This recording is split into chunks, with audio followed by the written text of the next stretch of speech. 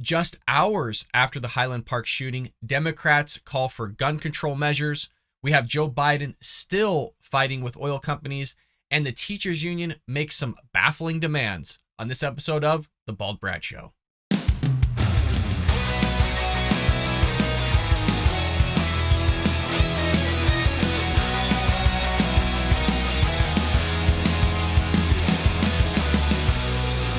Welcome to The Bald Brad Show.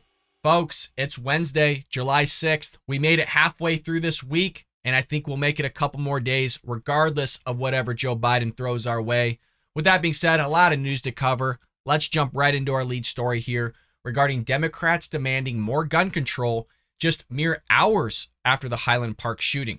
If you recall in yesterday's episode, we talked about the 4th of July parade shooting, where this evil scumbag has now killed 7 people and injured many, many more. And Democrats, with their pent up emotion, because they don't like to utilize rationale, maybe rationale combined with their emotion, they just want to use raw emotion, come out all over the airwaves and start pushing gun control measures, trying to capitalize on something terrible to push a certain narrative.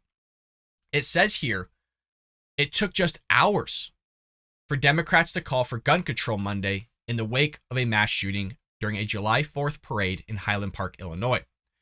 A shooter fired at the holiday parade from a rooftop, killing 7 people and wounding at least 24 others. This took place during the morning. Democrats called for a new gun control measure within hours of the shooting. On CNN, they were talking about Congress needs to take action on universal background checks and making trafficking of guns across state lines illegal, all sorts of things. Let's go ahead and roll the tape. We need help, and Congress needs to take action, whether it's universal background, things that 90% of the country support, universal background checks, making trafficking of guns across state lines illegal.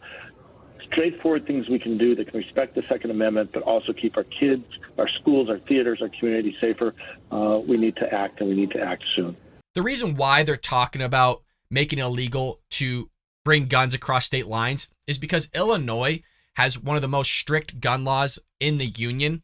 And so a lot of people go to Indiana and the nearby states to purchase their firearms, and then they'll bring it over through state lines because they want to protect themselves and also utilize their Second Amendment right. But Democrats don't want that, which is why you have an escalation of crime happening in places like Chicago, all across Illinois, because people are buying them illegally and then committing crimes with those guns, as you would imagine. You would think that you would supply your citizens with guns so they could protect themselves and their families from getting murdered, being robbed, having their vehicles stolen. We did all sorts of data points on yesterday's episode, so make sure you go ahead and check that out. Now, that wasn't the end of it. You had the Democratic Senator Tammy Duckworth of Illinois coming out and saying, we need to get rid of assault weapons altogether. We have to do more to keep our communities safe. We have to get rid of assault weapons, high-capacity magazines, and so many other additional common sense reforms that wide majorities of Americans are crying out for. As I've pointed out many of times, and other conservatives and Republicans, they can't mention what the heck an assault weapon is. If you look at Gavin Newsom of California holding the AR-15 like an idiot, he says it's a weapon of mass destruction. It's a weapon of war. Mind you, the AR-15 isn't used by the military. It is not by definition a weapon of mass destruction, but Democrats think it is. If you look in the comment section of that short that I put out with him, they're all saying it's a weapon of mass destruction because it kills many people. As if a handgun doesn't do that, or a pistol. So is a pistol a weapon of mass destruction? Because more mass shootings are used using pistols than rifles. Is a shotgun a weapon of mass destruction then? Are all weapons of mass destruction? It's ludicrous coming from the Democrat Party. It's almost impossible to try to have a rational conversation with them because, they use emotions. Have you ever tried to have a conversation with your wife or husband and they're so pent up with all this anger or whatever it may be in terms of emotion, and you can't even have a conversation with them? That's exactly what's going on here. You also have Democratic governor of Illinois jumping in the mix, calling for more gun control in the aftermath of the shooting, saying this. Mass shootings have become our weekly, yes, weekly American tradition. There are going to be people who say that today is not the day, that now is not the time to talk about guns. I'm telling you, there is no better day and no better time than right here and right now. And you think that would be the end of it, right? You think, oh, well, I get it. Those are all local people. They're trying to represent their states and talk to their constituents and all those things. Well, no. Other Democrats took to social media to demand gun control in a few hours after the shooting as well. You have Democratic representative of New York saying, reform our gun laws. You also have Eric Swalwell of California, my home state, labeling the National Rifle Association as evil and a terrorist organization. You have a Democratic representative of New Jersey saying ban military weapons off our streets. Again, the AR-15 is not a military weapon. They can't get it through their freaking head. I mean, are you going to talk about a Glock or, a Smith & Wesson? I don't know which firearm nowadays certain branches of military use in terms of handguns. Are we talking about banning those? They have knives in the military as well. Are we going to ban those too? So when you say military war weapons, nobody knows what the hell you mean. But again, I'm not even so sure they know what it means either.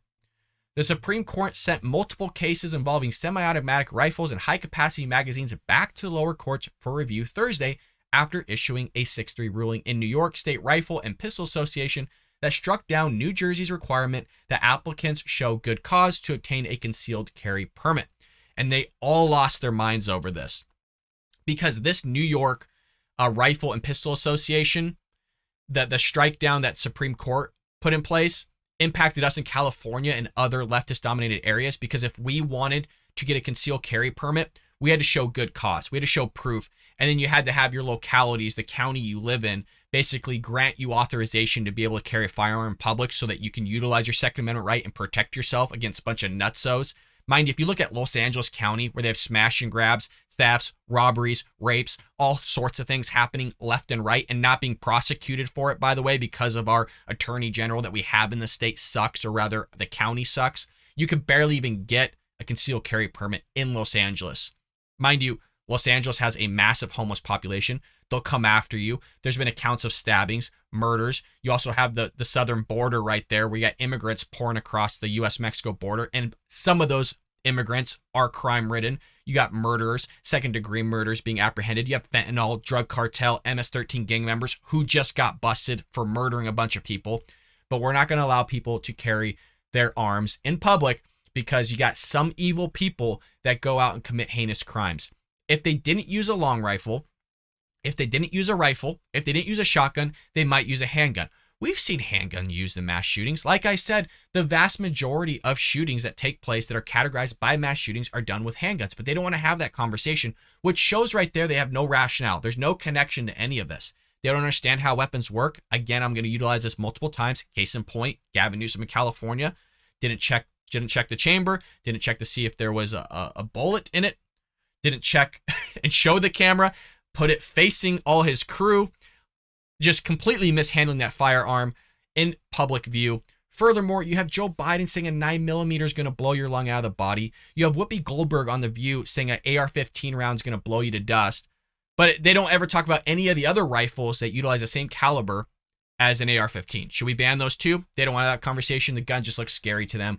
But there you have it. Democrats, with all this emotion, are going to utilize all these shootings to push some sort of gun control measure that only impacts law-abiding citizens, but does not impact criminals that are going to get their hands on the weapon to commit a heinous crime, regardless of what our outcome happens in Congress, in our legislative branches within our states. So we always get screwed. Democrats are going to push this narrative because, let's face it, they just want to get rid of guns in general. They say start with the AR-15. The reason why they're going to say start with the AR-15 because there's no end to it, and where they would like to end with it is no guns in general, which just isn't happening. You got over 300 million guns in this country. You're not going to remove it from the hands of citizens. We have the right to bear arms. They don't agree with it. They don't like our Bill of Rights. They don't like the Constitution. We've done multiple episodes here. We've done multiple video clips of them saying as much. They want to destroy it. They want to remove it. They want to tear this country from the ground up and start it over, rebuild it. If you don't like it, I don't understand why you would live here in the first place. That's always my question. If you hate it so much, then why don't you leave? The reason why this country is so great that those that hate it won't leave it. That's how great we are as a nation. With that being said, not only are Democrats making war on guns and our Second Amendment rights, but you have Joe Biden still continuing this war on oil. It is such a losing issue. It is mind-blowing. His poll numbers are at embarrassingly low records. almost records we've never seen before. They are so low that Donald Trump, after January 6th, still has better poll numbers than Joe Biden. So you have all these leftists going crazy. Oh, well, at least we didn't do an insurrection. All these, you got Joe Biden on immigration, you got Joe Biden on the economy, you got Joe Biden on oil prices, you got Joe Biden blowing up Afghan families in Afghanistan. You have 13 American soldiers dying in Afghanistan. You have Iran building a nuclear weapon. He's not increasing domestic oil production. You got inflation. You got your grocery prices going through the roof. He's trying to attack you on all levels of your First Amendment right and your Second Amendment rights. He's pro-abortion, even though he's a Catholic. I mean, not to mention the whole Putin thing going on in Ukraine. And then all Democrats have to say, out of all of that, and that was just some of the things. That wasn't even me listing all of the things. They're going to say, oh, well, he didn't do January 6th. Oh, well, look, he doesn't do insurrection. Neither did Trump. He said protest peacefully because you got some idiots out there doing idiotic things. Now, all of a sudden, it's Trump's fault. They're going to have a hard time proving intent, folks. I know you want to try and listen to everything that Cassidy Hutchinson says about him trying to take over a limo, Grand Theft Auto style, and do all these things. And no. Nothing's going to happen, folks, because it's a witch hunt. Very similar. The same people that want to push the January 6th stuff, these Democrats and progressive left, are the same ones that were talking about Russia for years on end, and nothing ever came of it. Why? Because it's all smoke, no fire, folks. It's a nothing burger. They're going to continue to push. That's all they have. That is, look at Joe Biden. That is all they have is January 6th. Literally. The guy is a walking dumpster fire. And like I said, folks, read the comments. Please play in the comments with me. Because it is amazing that there's people going, oh, I'll still vote for him over Trump. It's like, man, you're an idiot. You're an actual knucklehead. I don't use that word lightly. Like if somebody's really an idiot, because I like to be nice to most people. I like to think that, I should be cordial and try to be respectful as much as possible. If you still think Joe Biden's a good vote, you're an idiot. I'm sorry. There's other Democrats out there that are better than Joe Biden. I'm sure there are. But regardless, let's get to this next point here regarding Joe Biden fighting these oil companies. So if you remember, Biden blasted a piece out there on Twitter demanding that these gas stations lower their prices. And as you'd expect, Joe Biden doesn't have a clue on how all this stuff works and profits and stuff. At least read something, man, before you post it. I get that we say stupid things every now and then. I say stupid things every now and then. We all sometimes get it wrong, especially when you're talking as much as we do. You're going to get something wrong. But for the love of God, man, you know that gas stations aren't making that big of a profit. That's been known for years, but he's still going to peddle this and push it out. So an oil group blasted Biden's tweet, tells intern who posted this to take Econ 101. Biden should be involved in that as well. Not just microeconomics, but how about we throw in macroeconomics in there as well, because he doesn't have a clue on either. The U.S. Oil and Gas Association blasted the president as his apparent economic illiteracy for demanding that gas stations bring down their prices. The national average price of gallon in the United States is currently at $4.80. It is down a little bit, and that was according to AAA. The national average temporarily surpassed $5 per gallon last month. Could rise depending what Putin decides to do with his barrels of oil, and we'll get into that in a moment. We did talk a little bit about yesterday, but we're going to kind of make the connection here to what's going on now with Joe Biden, with these oil companies, with the gas stations, with these oil CEOs. Fuel costs have risen since Russia invasion of Ukraine, yet the Biden administration has pursued policies such as nixing expansions to the Keystone XL pipeline last year and delaying new drilling permits. And he's going further, folks. He is going way further than he's admitting. But remember, I know I emphasize this all the time. He's doing everything he can, guys. He is breaking his back over trying to figure this out. It's a joke. Meanwhile, Biden has repeatedly exhorted oil companies to cut their own prices and increase production. It's like, all you can do is laugh at this point because the guy is so not with us. It is revolutionary. We've never seen anything like it, folks. Quote, my message to the companies running gas stations and setting prices at the pump is simple. This is a time of war and global peril, Biden repeated. Bring down the price you're charging at the pump to reflect the cost you're paying for the product and do it now. You can't even say it with a straight face. I love how when I do these compilations of Joe Biden fumbling through his words, fighting with his teleprompter, losing his train of thought, saying asinine things, doing asinine things. You got these Democrats coming out going, oh, well, I could do this with Trump stuff. Trump has said asinine things. Yes, we know that, but Trump's always said asinine things. Joe Biden didn't always say asinine things. Sometimes he did. But hell, we can see videotape. It's not like we were freaking still in the Stone Age. We could see videotape of how Joe Biden used to be and talk compared to now. You're telling me they're the same person? And you're going to match up Joe Biden cognitively with Donald Trump? I don't think so. The only thing that you can match Joe Biden up with is with an overused hairdryer. Okay, the thing barely runs. It's a little beater. You're trying to get to the end of the day with it. In the same way, we're trying to just get to the end of Joe Biden's term before this country goes down the drain. God. The U.S. Oil and Gas Association, a petroleum industry advocacy group, responded to the commander-in-chief by affirming that they are working on it. The organization wished Biden a happy 4th of July and asked him to please make sure that the White House intern who posted the tweet registers for Econ 101 for the fall semester. So damn good. Whoever wrote that tweet themselves deserves a little bit of a boost and a little bit of a raise, because that is awesome. Crude oil accounts for just 59% of prices at the pump, with refining, distribution, and taxes accounting for the rest of the consumers, the cost that consumers face when they go to the pump. So him kind of espousing all these things doesn't really do much. You do have prices charged by gas station have recently have been dropped due to the pace that the price of oil has gone down. There's also kind of a drop in a slower pace regarding the price of oil as well, and a decrease. Just the other day, it was at $111 per barrel, I believe, depending on what you look at. Now it's under 100, so there is a little bit of decline, which is good. But we're going to get into how can we reduce inflation, and this is per what the oil companies are saying. We'll get to that in a moment. Quote, one potential explanation is that station operators are recapturing margins lost during the upswing. And this is what I talked about. Is during COVID, they lost billions of dollars. And so you have these progressive leftists and Democrats losing their minds that now they have record profits, but they're accounting for also the losses that they had in prior year. When gas stations were initially slow to the increased pump prices, the reluctance to lower retail prices also likely reflects concerns that oil prices and other, hence wholesale gasoline prices, may quickly rebound, eating into station profit margins. This comes from a Dallas analyst. Gas stations earn a slim 1.4% margin on their fuel, folks.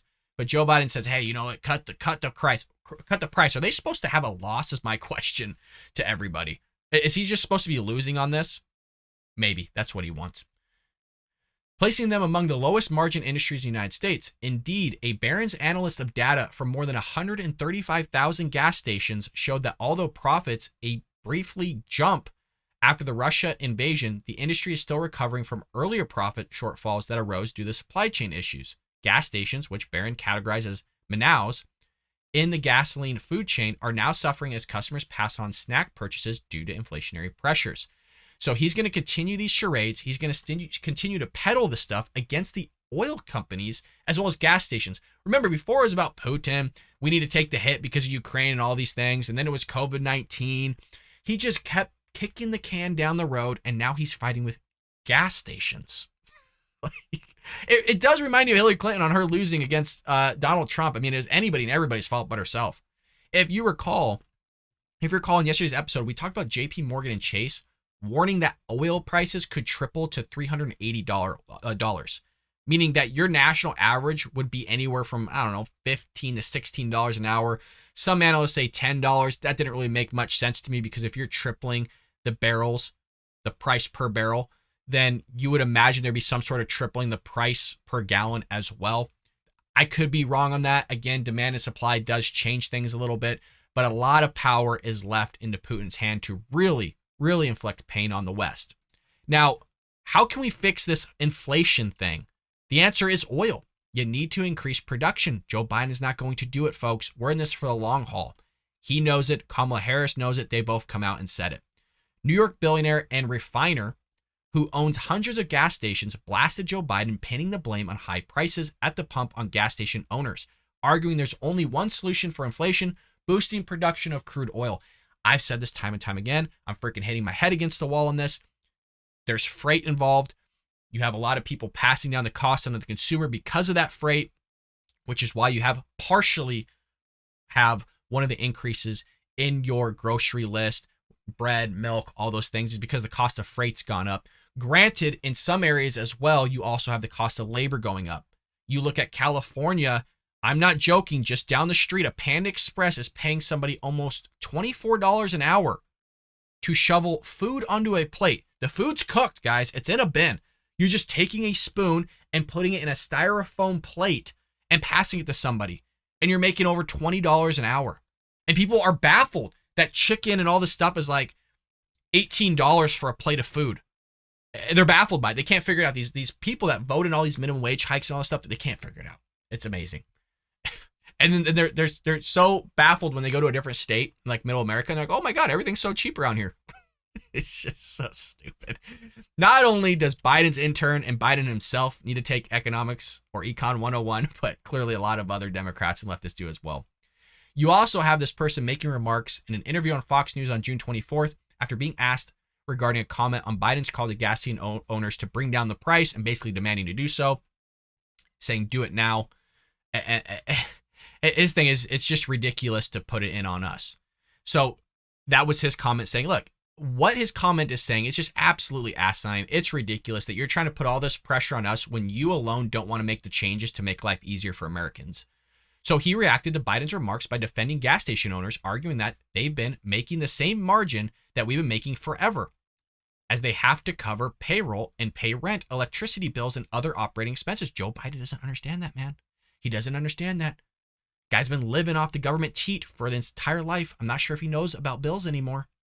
While the margin gas station owners may fluctuate several cents one way or the other, he said that it's ridiculous to put it on us. We're not the ones that created the problem. 100% correct. Gas stations didn't create the problem. Who did? Yeah, partly Putin and Ukraine war. Yes, partly. Yes, COVID-19, which can be blamed on China. I'm still waiting to see them to get in trouble for that. But it's also Joe Biden. The price of gasoline has nearly doubled since Biden's taken office, with the president variously blaming oil industry greed, a lack of refining capacity, global supply shortfalls set against a sharp post-pandemic rebound in demand, and the war in Ukraine. Some experts and industry insiders have argued that the Biden administration's anti-fossil fuel policies have discouraged companies from investing in refining capacity. 100%. Why the hell would you go spend millions and millions of dollars on trying to access new land, trying to do more drilling, hire more probably union workers, which is expensive, do all these things, the insurance behind it, all these things, when you know that you have an administration, you have an entire party, half the country wants to basically make you out of business, run you out of business. Why would you do it? And they're not going to. They're not going to. There's a serious quote that's embedded in here that I want to read for you all because it shows you where oil companies are going and how we are really screwed for the long run. It's not the war in Ukraine.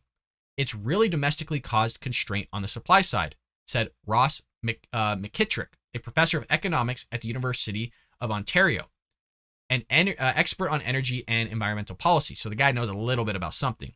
Quote, nobody's willing to invest in expanding refinery capacity because the outlook from everything that the government has said is you won't get the approvals. McKittrick's view was echoed by Chevron CEO Mike Wirth, who said in a recent interview that he does not believe another oil refinery will be built again in the United States, arguing that government policies are the key factor. Let me reread you that. That is important. He says that he does not believe another oil refinery will be built again in the United States. Why? Because of government policies are a key factor. Coming from the CEO, you think this guy's BSing us? If you're going to call a guy greedy, then he's going to want more money, meaning he's going to want to build more oil refineries. But he's saying, look, it's just not going to happen because of the way the government is. And it's not the government, not just the government. It's one party. Let's be clear on this. It's the Democrat Party. Republicans want drilling. Conservatives want drilling. A lot of independents want drilling. A lot of Americans want drilling. It's the Democrat Party and the progressive left, like AOC, Ilhan Omar, Bernie Sanders, Chuck Schumer, Nancy Pelosi. All these people want to sit there and eliminate fossil fuels from America. And that's why we have this problem. Quote, we've seen refineries closed. We've seen units come down. We've seen refineries being repurposed to become biorefineries. And we live in a world where the stated policy of the United States government is to reduce demand for the products that refiners produce. But Joe Biden is not going to mention that to people. You have to go and dig for this stuff. You have to actually do research. But a lot of people don't want to do that because they think Joe Biden is just doing a fabulous job. We have 100 years worth of oil, he said. Open up the spigots. We've been saying it for years. Here's the problem that I see as well going forward. Whoever the next president, hopefully say it's Trump, say we do have a Republican in office, DeSantis, it's still going to take a couple of years to get things up and running and be able to start domestic oil production, build more refineries, do all these things before you even see a dramatic impact. And we could see a dramatic impact on gas prices and food prices because of the rate of cost has gone drastically low. We were looking at a lot of drilling, a lot of oil before when Trump was in office, and we had shelling, we had fracking, we had drilling, we had all these things going for us. And you have the Democrat Party coming into place and ruining for all of us. And they're going to blame it on COVID and everything else because they have an agenda. They have a plan to get rid of fossil fuels. They don't want to admit it. Furthermore, speaking of things you try to wrap your head around, folks, and this is coming from me as a teacher, we have teachers' unions voting on mandatory masking, enemies list, rejecting words like mother and father. Folks, I got to walk you through this. I'm right there with you on everything. I don't understand it. Look, I just want to teach mathematics. That's all I want to do. I don't want to inject politics unless I'm teaching finance because politics does affect your finances. When I'm teaching stats, algebra, geometry, whatever it may be, there's really no politics involved. Nothing. But it's tiring. It is tiring. Listen to this. I'm not part of the union, okay? I'm not a part of the union. It says here, the National Education Association, NEA, Annual Conference is underway, and the teachers union is voting on calling for a national policy of mandating masking, creating an enemies list, and rejecting the words mother and father. If you're wondering what an enemies list is, I actually have no idea, so I'm hoping to figure out as we go through this together. The Chicago Conference is chock full of woke agenda items, shocking, and progressive language involving issues that would seem to have little to do with the proper education of the nation's children. The leftist organization doesn't seem to recognize its own heterosexual male membership. At least according to one measure in circulation, the NEA is a social justice union that is a majority female and trans and gender non-conforming. That is according to the New Business Initiative, the NBI, saying that it's calling to publicly stand in defense of abortion. I couldn't even get those words out because I was so damn baffled at that statement. Publicly stand in defense of abortion and calling abortion limits an attack on student families and communities.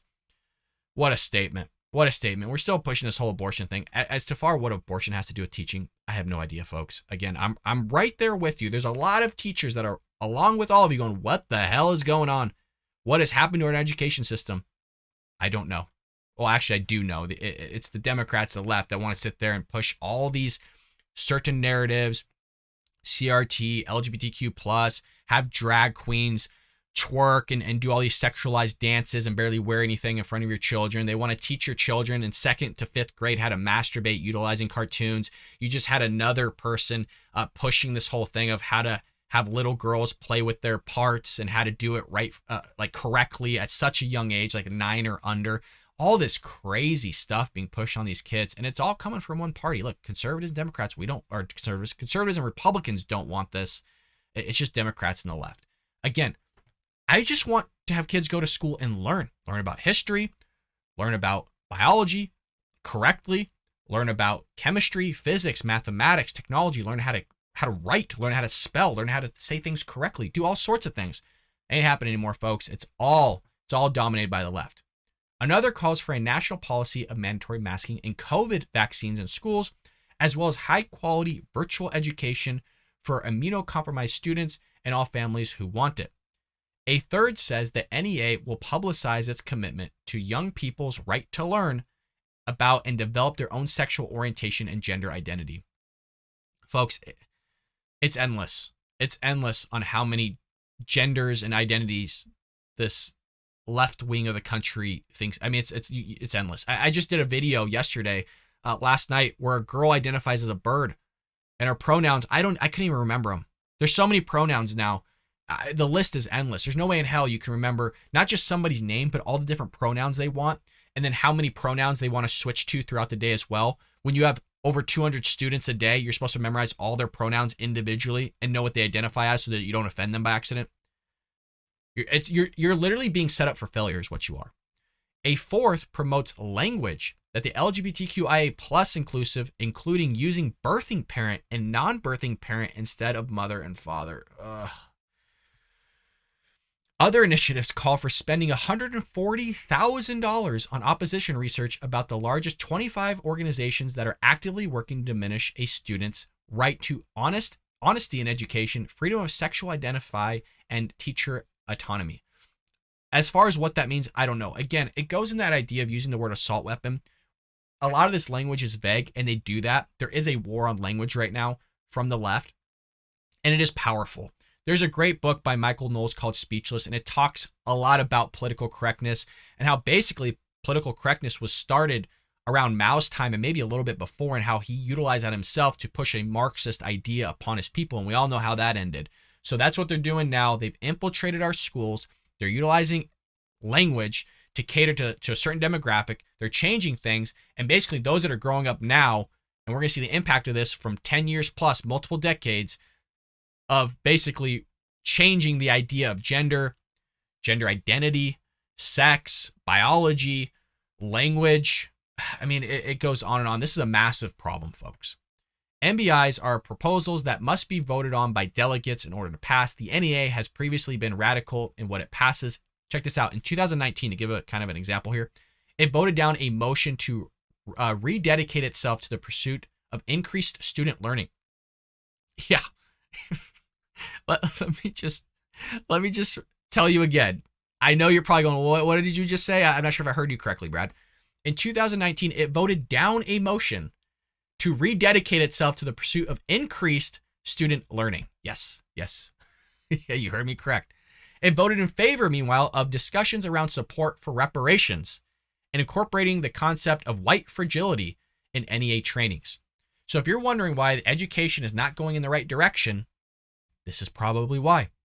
Each year's NBIs had previously been public on the NEA's website, but it abruptly yanked last year's offline after parents noticed that it was voted to approve a resolution to oppose attempts to ban critical race theory and to provide a study that critiques capitalism and other forms of power and oppression. For the parents that are listening, in almost, I'm going to say every school, but almost every school I've gone into, students are being taught that socialism is good, communism is all right, capitalism is bad. So it is being taught that way. I've heard from hundreds of students that it's being taught that way. I've seen it with my own eyes. I've done my own study, just asking students. This is from well more than over 5 schools. So it is happening, and they're going against our country. They're going against our creed, and it's being taught to your children. I can only say it so many times. It's as if nobody wants to believe what I'm saying. If you need to homeschool your kid, you got to do what you got to do, because I'm telling you, the indoctrination's real. You're hearing it from a teacher themselves. Thank God the school that I work at doesn't promote this stuff. I'm not gonna say what school I work at, but the school I work at is amazing. I'm not just saying that if people find out what school I'm at. The school that I work supports their students. The teachers support them. They're not indoctrinating them. They're teaching them what they need to know, and the kids are phenomenal. I love all my students, and they treat you with respect, okay? They treat you with respect, and you treat them back with respect, and you inculcate values that our country was founded on. You don't push morality, certain moral things upon them. You just teach them the things that you need to teach them that abide by the standards. None of this woke ideology, nothing. You just teach them, and it's amazing, which is why I'm always in a good mood doing the Bald Brad show, because I have a great place of employment. The NEA did not return a request for comment on why the MBIs are no longer public. And we know why they're no longer public. They don't want to be ousted. They don't want people to know what the heck's going on. The NEA has previously promoted Saul Alinsky's Rules of Radicals, highlighting his passage, "If you have a vast organization, parade it before the enemy. Openly show your power." So the fight is being waged, folks, in the education system. Before, it was just in the political sphere, maybe left at home, maybe in certain organizations, corporations. It depends throughout history. But for a long time now, they've done a massive, massive undertaking of taking over our education system. If you're a conservative or Republican in the education system, you're a dime a dozen. It is hard to find somebody to talk to about politics because everybody hates you. Everybody hates you because you're white. I mean, I literally heard this in a meeting that, quote, "We are so tired of hearing old dead white men and reading their books. We need to have more inclusive books within our classroom." And I mean, I heard everybody gasp going, "I can't believe I just heard a fellow employee say that." That's the type of people they are. It's left-wing ideology. Doesn't mean you can't have a cordial conversation with the person that said that. Doesn't mean you can't still love them and treat them with respect. But hey, their ideology is going to be destructive. They just haven't seen it yet. So there you have it, folks. All sorts of shenanigans happening from the left and Democrat Party in trying to run our country into the ground. You're still going to have a lot of people vote for Joe Biden. You're going to still have a lot of people that love him more than Trump, which again, like I said, you try to wrap your head around. There's a lot of other Democrats out there that can have and do a better job than Joe Biden can. But hey, they're going to chauffeur out Joe Biden, Kamala Harris, Pete Buttigieg, Ilhan Omar, AOC, all of these fanaticals, these crazies, these psychos. But hey, you know what? We're the psychos, we're the crazies, according to all of them. So I guess both sides aren't going to meet in the middle. So with that being said, I will see you later here on The Bob Brat Show.